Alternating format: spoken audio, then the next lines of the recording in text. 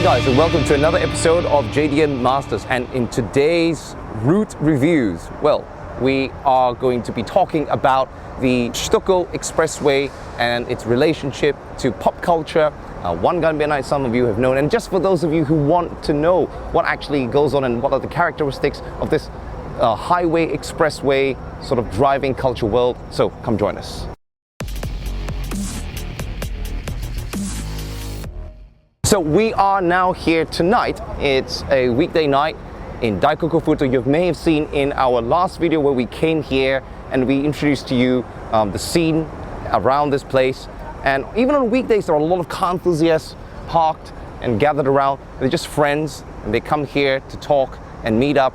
And today is a little bit different from all of the pop culture that you used to see. Some of you who watch Wangan Midnight, which is a very popular animation, it started as a manga, and a lot of you younger fans may have actually played the arcade game. And if you've seen and you've driven through the whole network, what is called the Shutoko Expressway network. And we're going to be talking a little bit about that and the characteristics and what it is really in real life versus the games. In order to explain and introduce the Shutoko Expressway, I have this little map which is given free mainly for motorists that stop on these PAs. So just a little bit about what PA means in Japanese. It's very simple, parking area.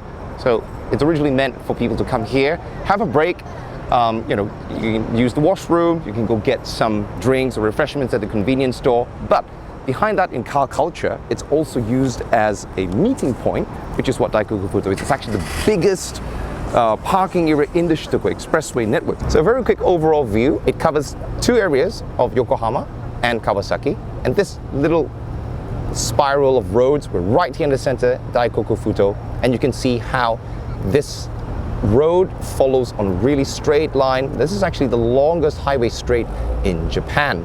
But this actually follows through Haneda Airport, for those of you familiar with the game, and you go through some tunnels and come out into Tokyo and keep on going until you reach this place called Odaiba. And right here at this junction splits into the Rainbow Bridge, and it goes into the C1, which we'll be exploring in a future episode. Let's go back to the Wangan Line. It goes all the way past Disneyland and onto this part where it ends, and it connects into Chiba. And those of you who know about the Tokyo Auto Salon, you can also see in our previous video, that location is actually here. So what is this mysterious or iconic location of the Wangan? How does it actually relate to Wangan Midnight? Well, let's talk about some facts first. The entire line of the Wangan is actually 63 kilometers long. It's a toll road which you have to pay going in either with cash or you have something called ETC, which is a credit card connected special device. And you put in the card into the car, you go through the gate, and it catches your entry point and also the exit point. ETC is favorable because if you get out in a short distance, you can also get major discounts. Now, for those of you who come to Japan and rent a car and drive, it's a good option to try and rent the ETC as well. So you can get to many parts around the Metropolitan District, avoiding traffic. That's the whole purpose. Now, the Metropolitan Expressway, the Shutoko, was actually constructed in the 1960s. Well, it was built in time for the original 1960s Olympics, which explains its really narrow, two-lane, winding course in some of the older parts of central Tokyo. And this explains how it becomes like almost like a racetrack to street races of that. Now, cars are a lot slower back then, so with modern cars, even the normal cars now, you can get up to 100 quite easily. Speed limits are actually not higher now, but not so much back then. So it's become kind of a racetrack. But today there's a lot more traffic, even on the Wangan, and it's a really great thing to just come out for a cruise, for a nice drive, enjoy the city lights. It's a very different feel to when it's in the day. And for us, we're living in Japan as car enthusiasts, we do enjoy just going for night cruises with friends. Not going too heavy, not trying to do something ridiculous or the street racing. That's not the purpose. That's not cruising, I think.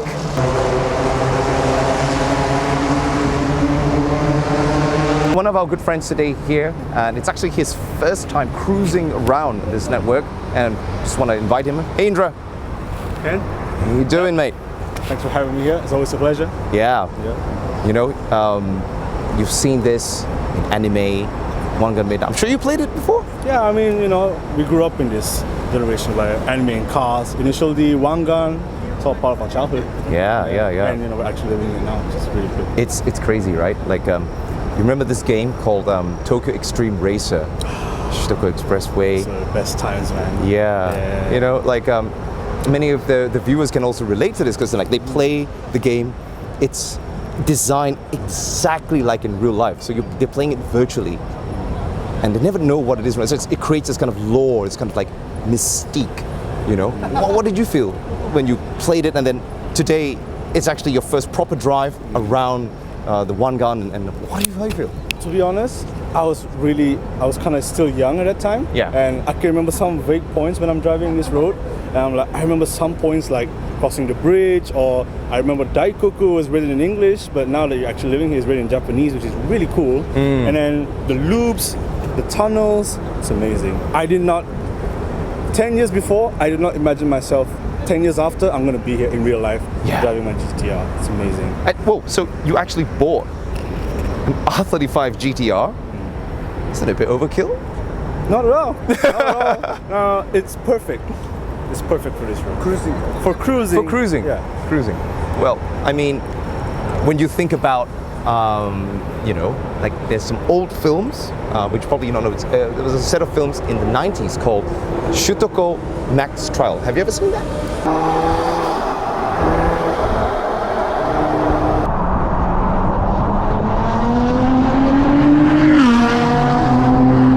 think I've seen it with like my friends and relatives. It was was a big thing at one point. Yeah. And everyone was watching it. Yeah. So, wow. Yeah, and then, you know, they depicted like really the street racing scene back then, but like all these scenes of, you know, going very fast on the long straights, and you start to think, where is this, you know? And then years later on, this Wangan Midnight, the game comes out. A lot of people are actually introduced to the game before actually watching the anime. Yes.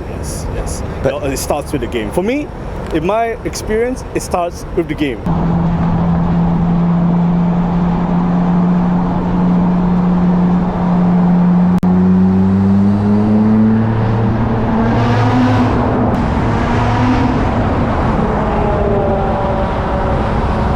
Because initially it was an arcade game, and then all of a sudden you have this really nice arcade which is shiny, and it's like written Wangan Midnight, and it's like curious. Oh, it's a Japanese game. I gotta try this. Yeah. And next thing you know, it's history. I've been playing that ever since. So just wanted to get your impression. So, you know, when you started playing the game at first, of course you realized this is in Japan. And, you know, all those road signs, the green road signs, you have the Japanese characters, kanji written all over it, and, you know, pointing to Tokyo, C1, Wangan, Yokohama. Probably that didn't make sense back then. Never. I don't understand. I'm like, oh, Japanese words. Okay, cool. But, you know, I'm just following the arrows and stuff. But, you know, who would have thought that there's an actual road? You didn't think it was an actual road back then? It's a game. Yeah. It's a game, and I had the fact that it's a game, but I didn't know it was real until I got a bit older, and I started to realize this is real. This is very real.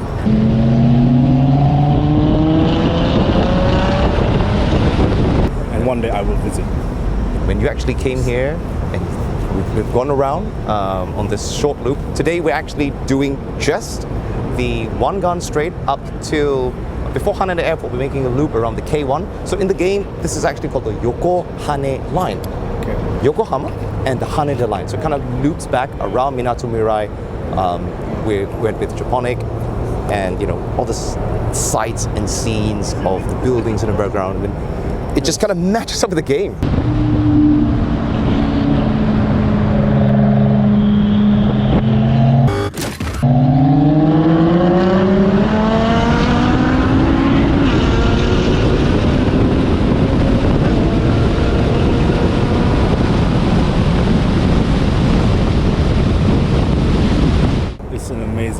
It's amazing. To be honest, I came here, I think a year ago or 2 years ago. I just wanted to explore something out of my circle, and I thought, okay, Wangan, or Yeah. the C1 as they call it. The really famous places where Yeah. you can cruise around and see the sights, which is really amazing. But I was here alone. See, I didn't have friends that time, which came car guys. So I came by myself, and I felt like if I keep up with these modified cars, I can probably like have a sense of what they're doing, but I could never follow them close enough because I don't know the roads, and safety is always in my head. Yes. So never pushing it. Let's talk a little bit about safety. So, you can't actually do street racing anymore. The police presence is quite high. You have cameras, and of course, it's irresponsible to be doing that. There are some people in underground still pushing it quite a lot. But back in the 90s, I tell you, there was this whole scene based around that. And did you know that Wangan Midnight was actually based on a real life group? I heard rumors, to be honest, and when you explore the internet long enough, you tend to come up with this kind of stuff, and on YouTube especially. Yeah. People doing reviews about these Midnight guys, and at first I thought they were a myth, and then to one point they actually made an anime about it, so it's real. It is real. It's based on real life experiences, and Yes. that's what makes the anime really good. It is crazy. Now let me just show you. Here is the Wangan Midnight manga. And there's a little clue here. If you look, this says Wangan in Japanese. It's also called the Bay Shore because it runs along the coast. So in English it's called the Bay Shore route. Yeah. Called Wangan in Japanese. And midnight, can you see how the M and the N are capital letters? Yeah. So it's actually strictly based on the Midnight Racing Team. That's the correct term. Not Midnight Club, as it was incorrectly described by Top Gear way back in the 90s. They're still around, but they're not active anymore during the high-speed, crazy 300 kilometer speed racing. But let's look inside here. So this is an image of some place on the Wangan. This brings back a lot of memories. It does, doesn't it? It does, yes. It's even before I came to Japan. Yeah, Akio Asakura, the main character, who I think is the most unrealistic character in the whole series. 19-year-old, doesn't have a job, but keeps spending all his money on car parts. I know, right? But Shima Tatsuya, Yeah. He's a doctor. probably quite real. And he has this Porsche 911, which is the 913, they become 964 later on. You will probably see the same model of this car. In fact, he's a friend of ours, and in future we'll explore this a little bit more. But anyway, here's the original manga, which a lot of people have not explored. Can you see how the artwork is completely different from the anime? Yes. But it depicts a lot of the 90s street racing, and that push to, the tuning industry at that time was connected to street racing. It was like they wanted to prove speed on the street.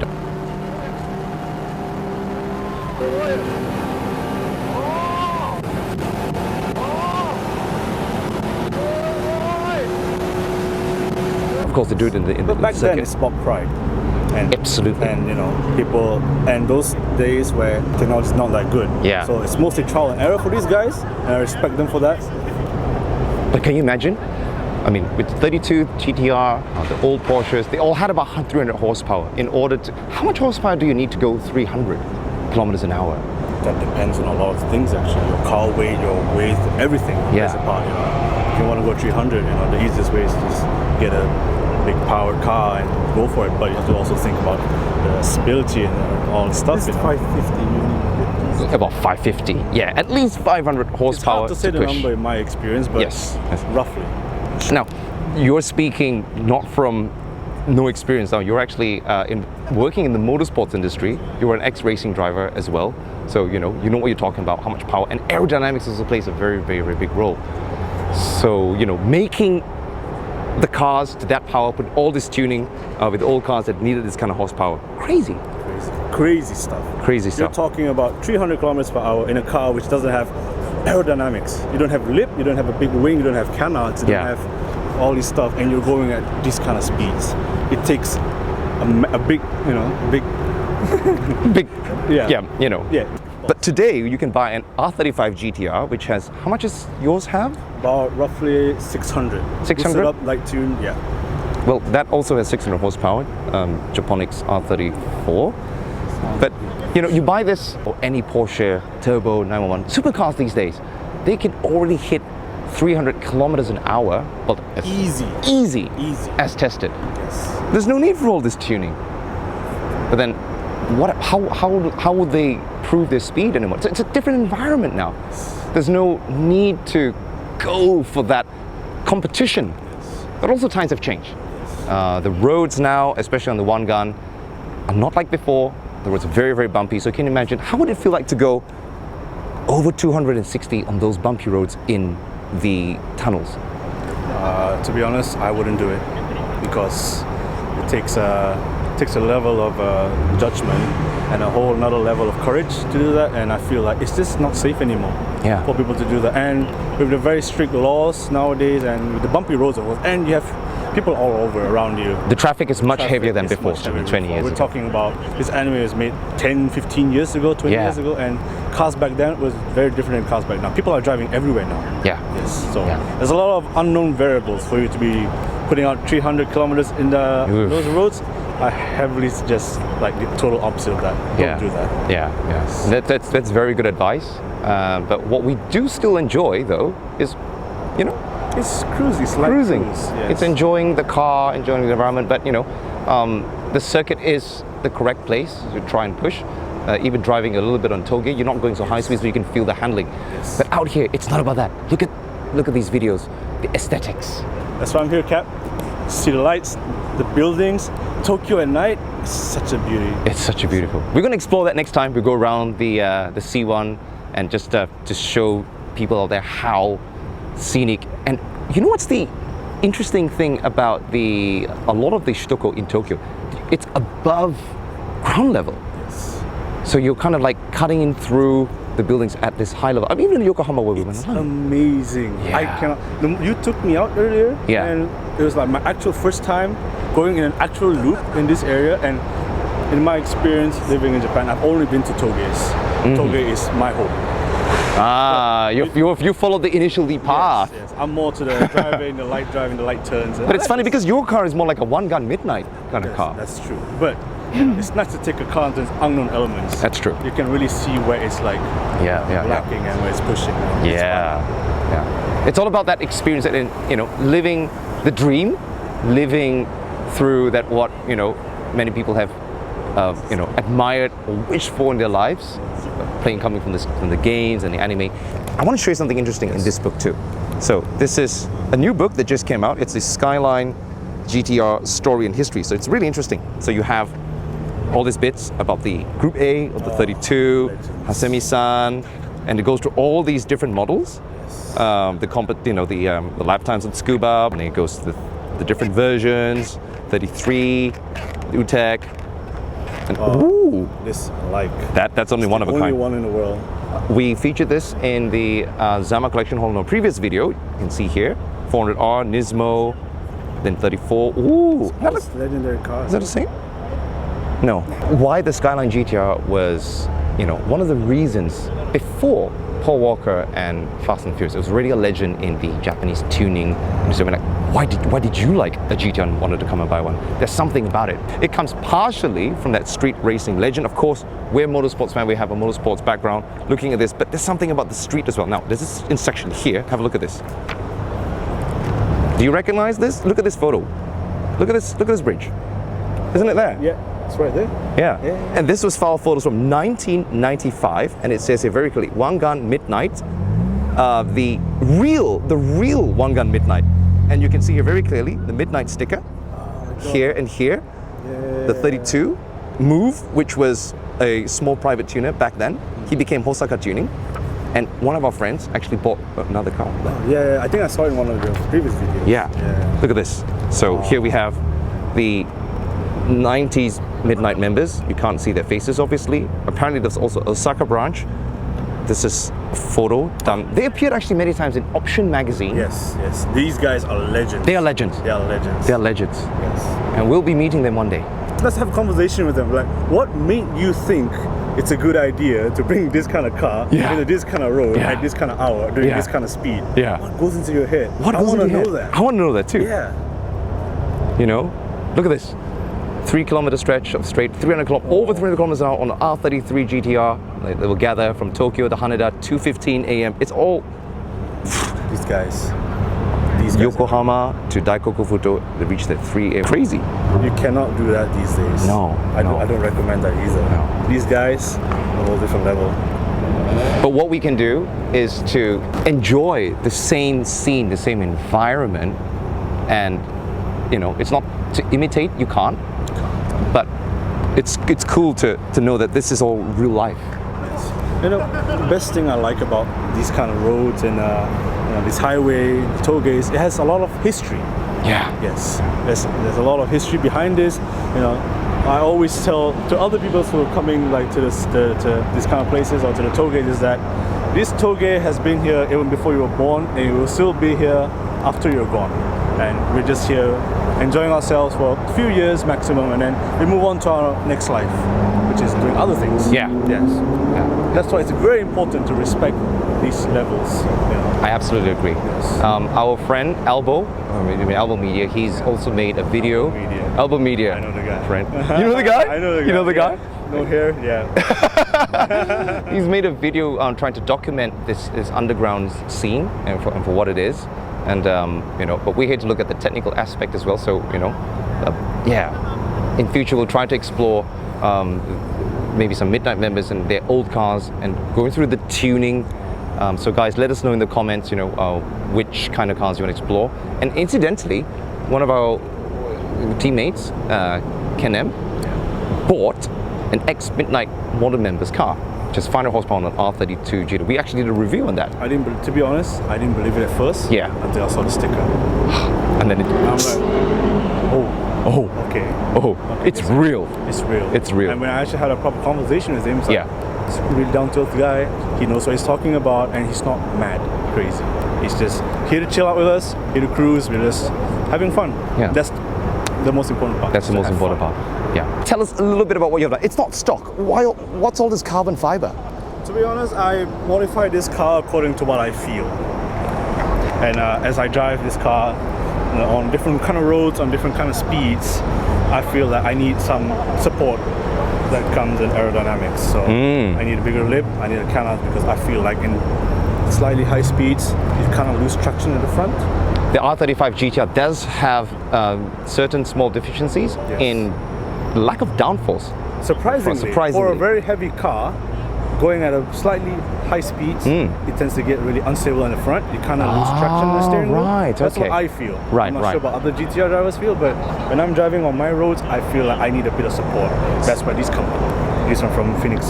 We'll take a look at all these details and all the little fine-tuning that you've done, you know, that makes it also suitable for track. Let us know in the comments if you like a review of this car, and also versus that one over there, the very famous. That one's famous. This car misses shifts. Mrs. Shifts, In my defense, traction control. traction control was on. I didn't turn it off.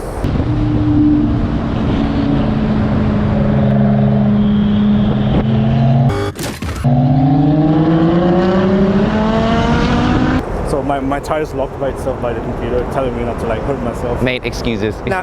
Yeah. Come on. So guys, I hope you enjoyed an introductory review of the Shutoko Expressway and the introduction to Wangan Midnight, and also a little bit of that history of the background of it.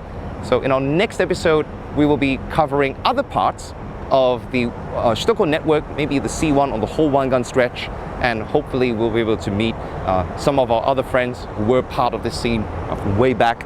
So let us know in the comments what you think, and until next time, peace out.